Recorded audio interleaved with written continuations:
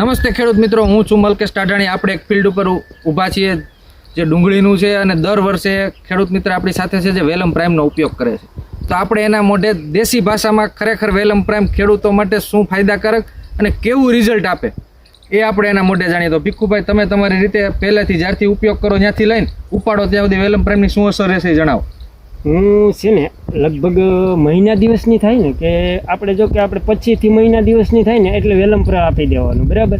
એટલે વેલમપરાથી શું થાય છે કે આપણે જે મેં બીજો પાવડર પાયા છે, ઘણી માર્કેટમાં ઘણા જાતના છે પાવડર, એટલે મેં બીજા ક્યારામાં બીજો પાવડર પાયો છે. પછી આ વેલમપરા એક મને રામભાઈ માધવ એગ્રો છે ત્યાંથી આપ્યું, મને કે તું આ પાક આજથી 5 વર્ષ પહેલાં હું ત્યારનો ઉપયોગ કરું, મને કે ખાલી અખતરો કર. એટલે હું લાવ્યો થોડું, મારી પડખે ત્યારે ડુંગળી છે ને ઓછેના મેં 10 થી 15 વીઘાની હતી. મને કે અડધામાં પા ને અડધામાં ન પા. મને ફરક, મને કે તને કઈ ફરક દેખાણો? મેં કીધું જોરદાર. આખી કટ જ પડી ગઈ હતી એ વર્ષે, આખી કટ પડી ગઈ. પછી અહીંયા જોયું મેં, એટલે મારી રીતે જોયું મેં કે આ મૂળિયામાં શું ફરક પડે છે. મૂળિયા મોટા અને પછી જો અહીંયા આપણે પીળી ડાગી આવે આમાં, વચ્ચે પીળો ડાઘ પડે ને એમાં વેલમપ્રાય નો પાયું હોય ને એમાં વધારે દેખાય અને આમાં નહીં દેખાય. એ આની ખાસિયત, મેં અખતરો કર્યો. અને પછી એક નંબરમાં કે 2-5 ક્યારા વરસમાં દાડે મૂકી દઉં, દર વર્ષે મૂકી જ દેવાના એને. એ ગમે ત્યારે ગમે એ દવા છાંટવી, જો કે આ એકમાં નહીં, બધી દવામાં આપણે નવી દવા આવે એટલે કે આપણે અખતરો કરી લેવાનો.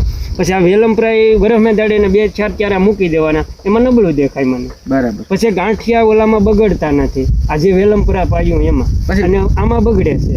તમે માની લો કે પાયું પછી મૂળનો વિકાસ બેમાં કઈ ફરક દેખાય? જોરદાર. એક આખા આપણે 2 આંગળવાટ આપણે એમ થાય કે એટલા બધી ફરક દેખાય. અને એકદમ સફેદ, અને ઓલામાં જે છે ને ડાગી વાળા આવે અને આમાં એકદમ સફેદ માં મૂળની ક્વોલિટી સારી રહે, મૂળમાં ડાઘો ના હોય અને પેલા તો એટલા લાંબા હોય, બરાબર. બધી ખોરાક એવો ચૂસવાની જબરદસ્ત મળે. એ સિવાય તમે માની લો કે ઉપાડો ડુંગળી, ત્યારે શું ફરક જોવા મળે જ્યારે વેલમ પ્રાઇમ? ત્યારે જે ઉપાડો ને ત્યારે ફરક એટલો જોવા મળે કે ઓલામાં બગાડ ન હોય, પછી પીળી ગાંઠિયાની જે અહીંયા મોલે આવે આપણે પીળો થઈ જાય એ ન હોય, ને ઓલામાં વધારે પીળાટ મારતો હોય.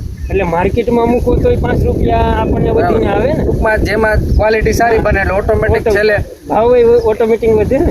એમ કહેવાય કે ઘણી વખત તો વેલમ પ્રાઇમનો જે ખર્ચો કર્યો એના કદાચ 10 ગણો ફાયદો થઈ જાય. 10 ગણો ફાયદો થઈ જાય, બરાબર. તો ખાસ ખેડૂત મિત્રો, ભીખુભાઈ એના મોઢે આપણને જે વેલમ પ્રાઇમનું ઓરિજિનલ છે રિઝલ્ટ જણાવ્યું. એ સિવાય વેલમ પ્રાઇમનો ઉપયોગ કેટલો કરવો અને ક્યારે કરવો, તો તમે ડુંગળીમાં ખાસ કરીને વેલમ પ્રાઇમનો ઉપયોગ કરી શકો છો. એ સિવાય કેટલો કરવો, તો 1 એકરે 500 ml પર એકર તમારે ખાસ એનો ઉપયોગ કરવો. અને એના ઉપયોગ પછીના ફાયદા તો તમને ભીખુભાઈ બધા કીધા જ છે.